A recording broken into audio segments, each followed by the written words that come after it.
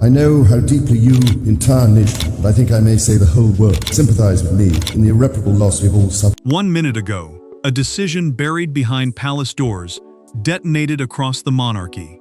King Charles personally claimed control of a restricted duchy portfolio that had remained untouched for generations. And with one signature, the financial channel supporting Prince Harry and Meghan was officially blocked. There was no warning, no negotiation, and no ceremonial softness. The king had not merely closed an account, he had drawn a permanent line through his own family. Before we go deeper into what this really means for the royal family, make sure to subscribe so you don't miss a single update. The order transferred the sovereign reserve duchy portfolio directly into Charles's crown oversight and suspended every discretionary payment, private allowance, and reimbursement linked to the Duke and Duchess of Sussex. This was not an ordinary household fund. It had been created as a silent reserve for senior royal dependents, overseas duties, legal emergencies, security arrangements, and family obligations too sensitive to appear in routine palace accounts. For years, it operated beyond public attention. Now, the king had brought it under his personal authority and used that authority immediately. Charles read the final page twice while sitting alone at his desk. He removed his glasses and placed them beside the document, but his hand did not move toward the pen. For one brief moment, duty seemed to collide with grief. This was not merely a financial judgment against distant relatives. It was a father preparing to close the last private channel, still connecting him to his younger son. Yet Charles summoned no advisor, requested no delay, and called no family member. He signed. In California, Prince Harry opened a secure message, expecting revised financial terms or new restrictions. Instead, he found the sentence confirming that the Sussex funding designation had been permanently cancelled. His expression hardened as he read it again. Meghan remained beside him, searching for language that might suggest negotiation was still possible, but the directive contained none. The darkest detail lay inside the portfolio's forbidden classification. Its internal rules stated that no reigning monarch should personally absorb the reserve unless the crown believed private royal money was being used against the institution's long-term interests. Charles's action, therefore, carried an accusation without publicly naming one.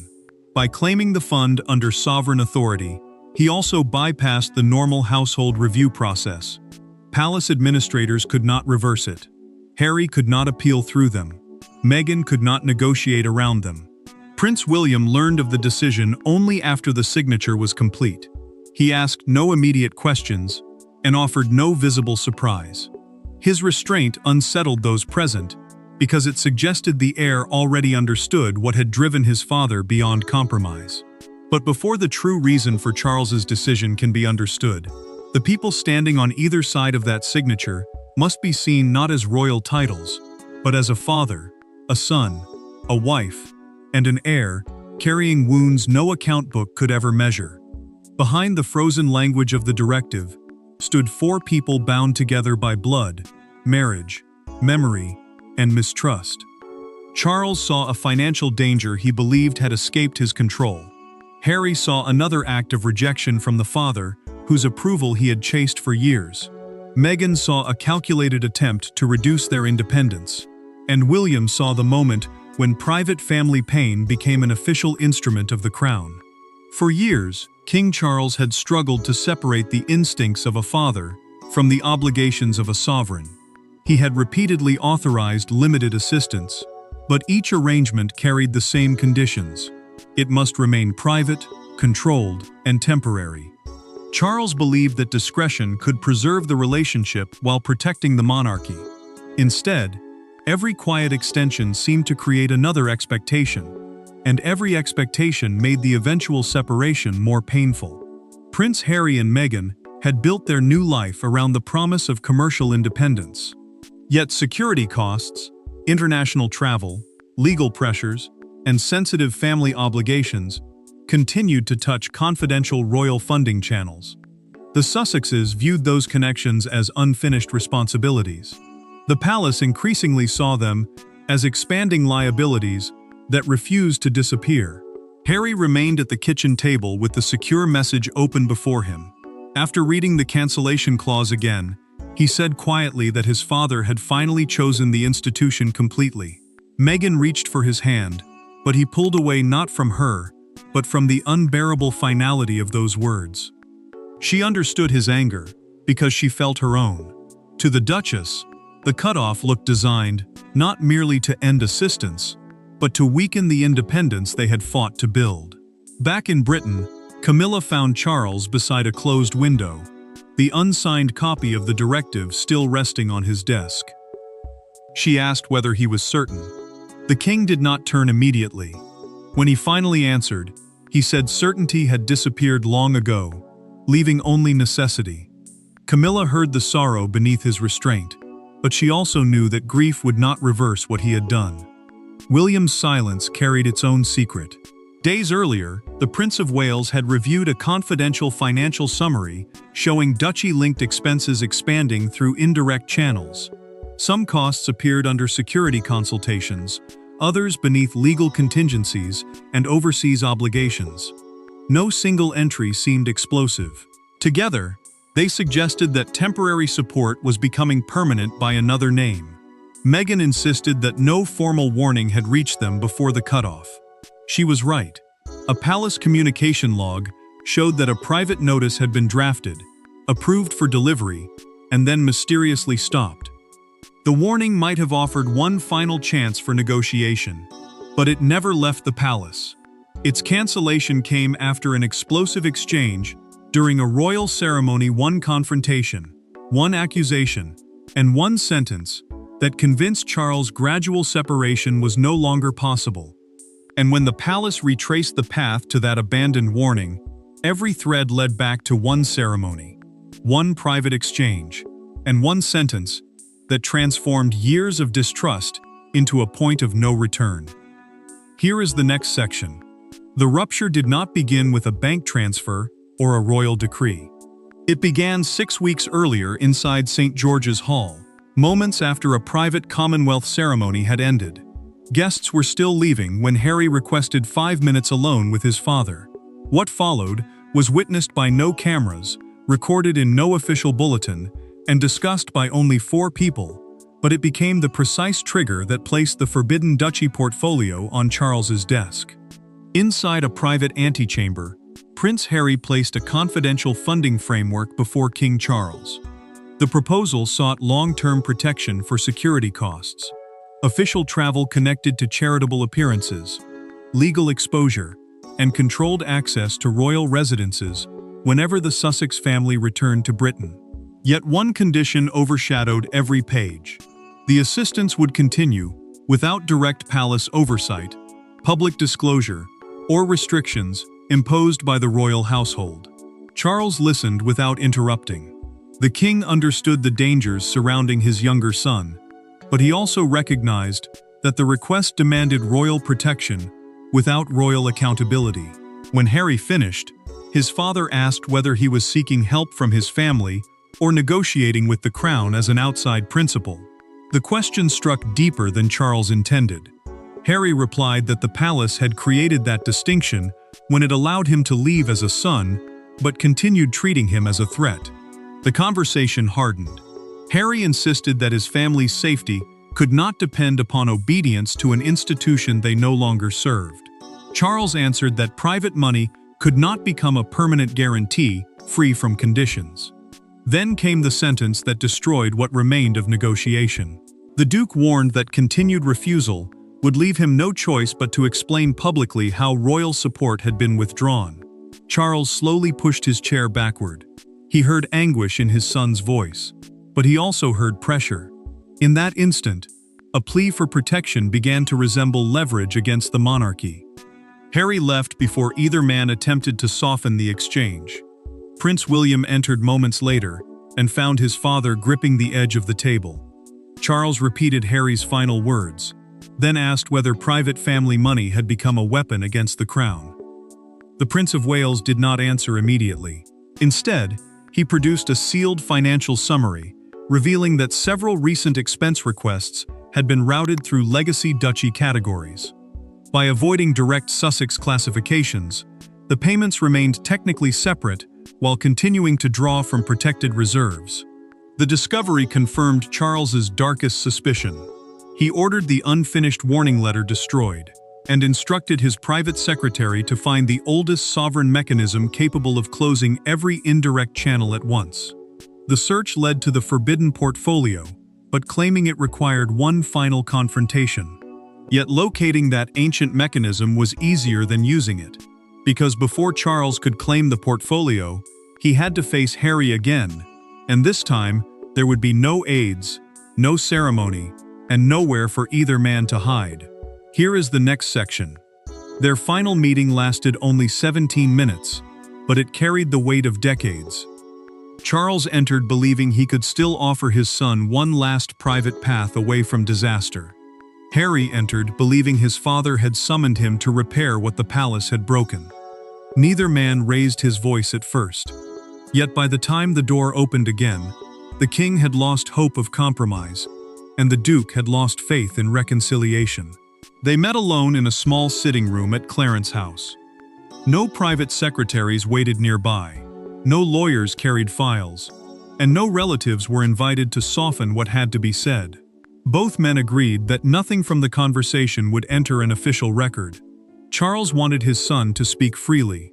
Harry wanted an answer that did not sound as though it had been written by an institution. King Charles offered a final compromise. A limited security arrangement would continue for 1 year outside the Duchy system, but every payment would be independently audited. Prince Harry would also have to agree that private financial negotiations would never be used to support public criticism of the family. The king described the conditions as protection for everyone involved. His younger son heard them as an accusation. Harry leaned forward and asked whether Prince William would ever be forced to prove his loyalty before receiving protection. The question landed heavily. Charles answered that his elder son had never abandoned royal duty while expecting the crown to absorb the consequences. The Duke rose from his chair, visibly shaken, and said his father had reduced their entire relationship to obedience. Charles remained seated, but the restraint in his voice began to fracture. He insisted that fatherhood could not be used to place the monarchy under permanent financial pressure. Then Harry revealed why the conditions could never be accepted. Meghan had advised him against any arrangement allowing palace officials to examine their private contracts, correspondence, travel partnerships, or commercial relationships. To the Sussexes, such access would destroy the independence they had built. To Charles, the refusal confirmed that royal money was being requested without the transparency needed to protect the institution. The king finally disclosed what would happen next. If Harry rejected the offer, a sovereign mechanism would terminate every direct and indirect duchy connection. At first, his son dismissed the warning as pressure. Charles responded by placing the prepared portfolio transfer file on the table. No anger remained in the gesture. That made it more frightening. Harry looked at the document, but did not touch it. He left without another word, abandoning both the file and the glass placed beside his chair. Charles remained alone, moved the untouched glass aside, and summoned the official responsible for the portfolio's legal structure. The confrontation had ended between father and son, but the real machinery was only beginning to move, and the person holding its keys understood that this was not merely a financial decision, but a transfer of power inside the monarchy itself. Here is the next section. Royal power is rarely announced with raised voices. It moves through sealed folders, ancient clauses, and officials whose names never appear beside the decisions they enforce. The forbidden duchy portfolio could not be claimed through emotion alone. Charles needed legal authority, financial control, and the acceptance of the heir. As the palace examined the mechanism, one truth became clear. The king could block the Sussex funds, but William's consent would determine whether the decision survived him. The machinery belonged to Sir Jonathan Vale, the keeper of duchy instruments, an official charged with guarding dormant financial powers reserved for constitutional emergencies, inheritance disputes, and threats to the crown's independence. He explained that the portfolio contained assets intended to pass into the control of future sovereigns. King Charles could absorb them during his reign, but without formal acknowledgement from Prince William, the restrictions might automatically collapse when succession occurred. In a private office, Charles slid the acknowledgement page toward his elder son. William read it without reaching for the pen. His signature would not merely confirm an administrative transfer. Harry would see it as proof that his brother had participated in his exclusion.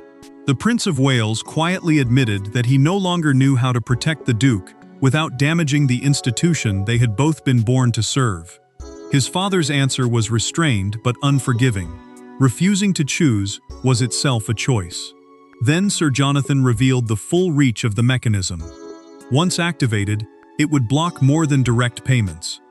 Reimbursements routed through security partners, estate offices, travel trusts, charitable intermediaries, and confidential family retainers would also be rejected. The Sussexes would find every hidden financial passage closing at once. Even those they might not realize remained connected to the palace. One clause stopped Charles. The original instrument allowed emergency assistance to royal grandchildren, protecting children from disputes created by their parents. The king crossed out that provision, unwilling to leave a channel that could be used to reopen the wider arrangement.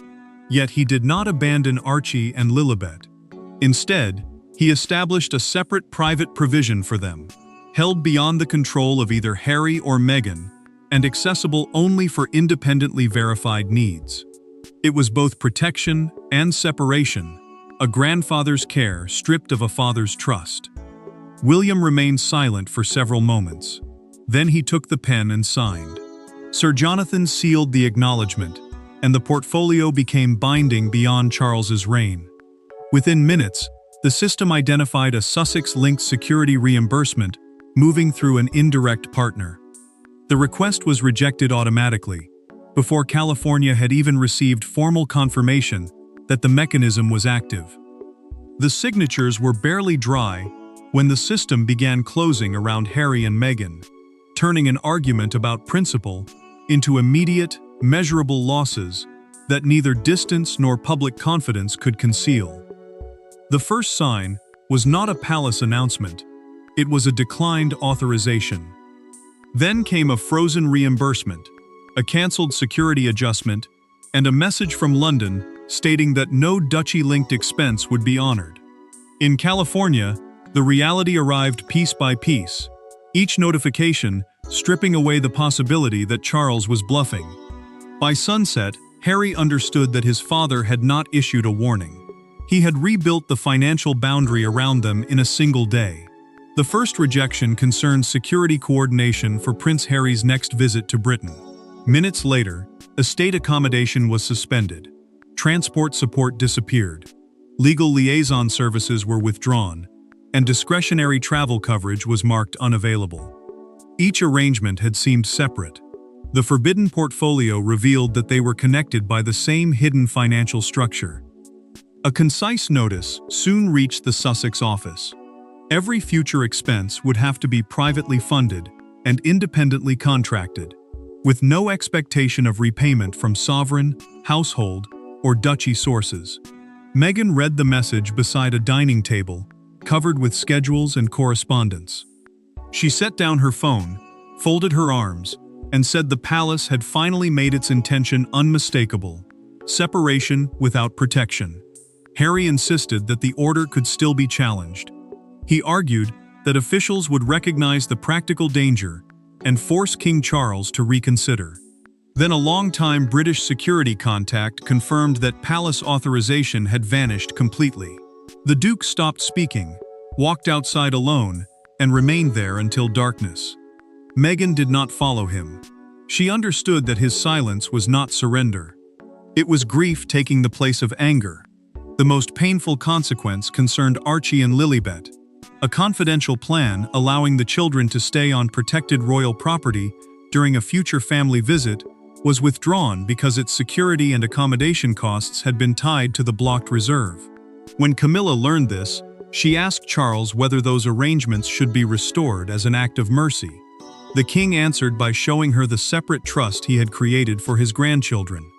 It could provide independently verified support for Archie and Lilibet, but neither parent could control it or use it to reopen the suspended channels. Charles had protected the children while deliberately sealing the financial boundary around Harry and Meghan. Camilla recognized the distinction, and its cold precision unsettled her. A public response had already been drafted by Meghan's team, sharp enough to expose the cutoff and challenge the palace's motives. Harry opened it, read the first paragraph, and closed it without approval. Instead of answering his father through another statement, he requested a private call with Prince William. For the first time, immediate retaliation gave way to a more painful possibility. His brother might know whether any part of this disaster could still be repaired. The financial door had slammed shut, yet the silence that followed created one last opening and unguarded conversation between two brothers who had spent years speaking through statements, advisors, and old grievances. Here is the next section. There were no courtiers on the call, no communications teams drafting safer language, and no father waiting to deliver a verdict. For the first time in years, William and Harry spoke without an institutional buffer between them. The conversation did not restore what had been lost. It did something more difficult. It forced both brothers to confront the difference between punishment and consequence, and to admit how deeply their own choices had helped create the distance between them. Prince William took the call alone from a small room at Windsor, closing the door before answering.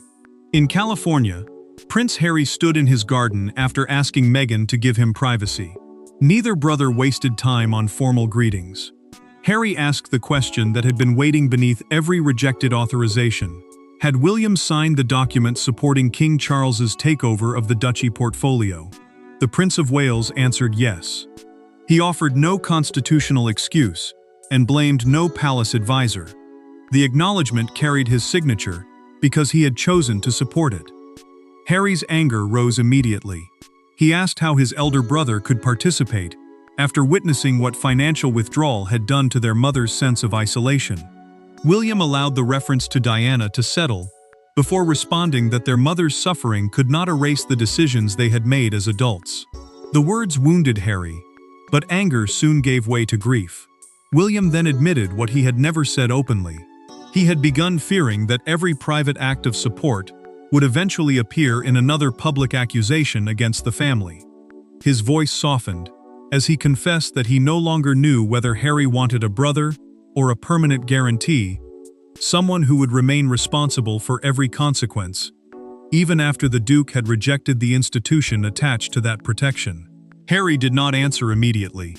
Then William revealed the detail Charles had kept outside the official directive. A separate trust had been established for Archie and Lilibet, protected from the financial dispute and inaccessible to either parent. The king had not abandoned his grandchildren. He had deliberately separated their future from the broken arrangement surrounding the adults. For Harry, that distinction changed the meaning of the cutoff. It would still hurt. It would still force difficult choices. Yet it was not designed to drive his family into collapse. It was intended to end the blurred connection between an independent life and royal resources. Before the call ended, the Duke deleted the retaliatory statement prepared for release. He agreed not to challenge the funding decision and asked only that the children's provision remain untouched. William gave his word. It was not forgiveness, but it was the first agreement between them that demanded no public performance. By dawn, the brothers had reached a private understanding no one outside the family could see, leaving the monarchy to face a louder and far less forgiving court, the judgment of the public. Here is the next section. The story broke across Britain before palace staff had finished arriving for work. Within minutes, the forbidden portfolio became the phrase repeated on television panels, radio bulletins, and newspaper websites. Some saw a king finally defending public confidence. Others saw a father using sovereign power to isolate his son. Yet one image captured the country's mood more powerfully than any debate. The gates of Buckingham Palace, surrounded by people holding signs for both brothers. Buckingham Palace confirmed that King Charles had consolidated a restricted duchy reserve under sovereign management and ended every financial facility connected to non-working family members operating independently overseas. The statement named no individual, but no one misunderstood its target. Broadcasters immediately described the move as the most decisive financial separation between a reigning monarch and a close relative in the modern royal era. What had remained hidden inside sealed files was now a national argument about duty, family, and the limits of royal obligation. The fictional morning edition of the London Chronicle carried a black and gold front page showing Charles's signature beneath the headline, "The King closes the royal purse." Below it appeared a smaller photograph of Prince Harry arriving alone at an earlier British engagement. The contrast was brutal. One image represented institutional authority.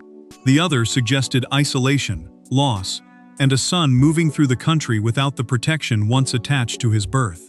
Crowds gathered near the palace gates as the debate hardened. An elderly veteran placed a handwritten card beneath the railings reading, "A father can love his son and still say no." Only a short distance away, a younger woman held a sign accusing the crown of cruelty. Neither side possessed the full story, yet both claimed its moral meaning. The private fracture had become a public test of sympathy. Commentators prepared for an explosive response from California. Instead, Harry issued only a brief statement, acknowledging the new financial arrangement and confirming that his family would meet its obligations independently. The restraint changed the discussion.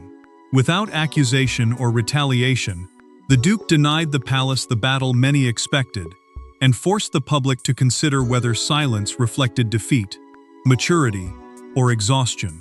Charles watched the bulletin beside Camilla. When Harry's words were read aloud, the king lowered his head for several seconds. His son had accepted the boundary without turning it into war. Relief came first, but it carried sorrow. The money would not return, and the decision would not be reversed. Yet perhaps the relationship had survived the moment that was meant to separate their responsibilities forever. As public anger cooled into reflection, Charles began writing one final private letter to Harry. It offered no restored funding and no apology for the directive. Instead, it attempted to explain what the king believed he had been protecting all along. The nation had delivered its arguments, but the emotional meaning of the decision still rested in one final exchange between a father who refused to retreat and a son who had finally stopped demanding that love be proven through access. Here is the concluding section. The final act did not take place before cameras or beneath palace chandeliers. It arrived in a sealed envelope, addressed simply to Harry. Charles did not apologize for claiming the portfolio, and he did not offer to reverse the funding block. Instead, he explained why the line had been drawn. The crown could no longer finance a life built outside its duties, but a father's love, he wrote, was never meant to function as an unlimited account. King Charles made the settlement unmistakable. The Sussex's independence would now be recognized as genuine and complete. Prince Harry and Meghan would retain full control over their public work, commercial relationships, personal choices, and private lives, but they would also carry the financial consequences of those freedoms. The sovereign reserve duchy portfolio would remain under Crown authority. Every Sussex-linked funding route would stay closed, and the separate trust protecting Archie and Lilibet would remain legally secured until adulthood. Harry read the letter alone. Long after reaching the final sentence, he remained seated with the pages in his hands. He did not tear them, contact an advisor, or begin preparing another response for public release. Instead, the Duke folded the letter carefully and placed it beside a photograph of Charles holding him as a child. The contrast was painful. The father in the photograph had offered protection without conditions.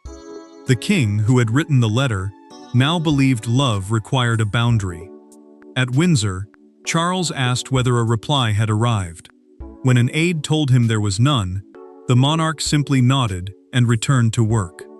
He understood that necessity did not guarantee peace. The decision might protect the institution while permanently wounding the relationship. and no constitutional argument could make that cost disappear.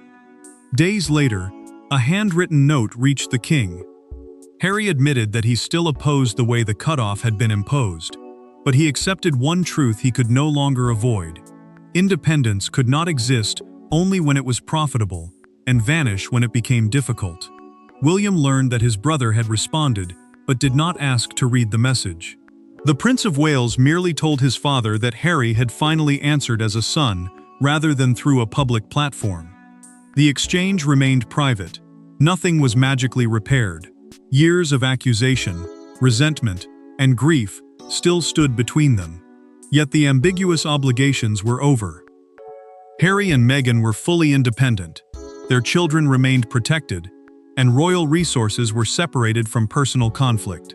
Charles had chosen constitutional clarity over emotional comfort. His younger son had accepted that freedom carried a price. The monarchy emerged wounded but steadier, while father and son remained unreconciled, yet finally honest. And with the portfolio sealed, the funding ended, and both men accepting the cost of their choices, the crisis reached its final conclusion. The crown had stopped paying for peace, and the family could no longer pretend that money and love were the same thing. Thanks for watching. Please don't forget to like and subscribe, and we will see you in next one.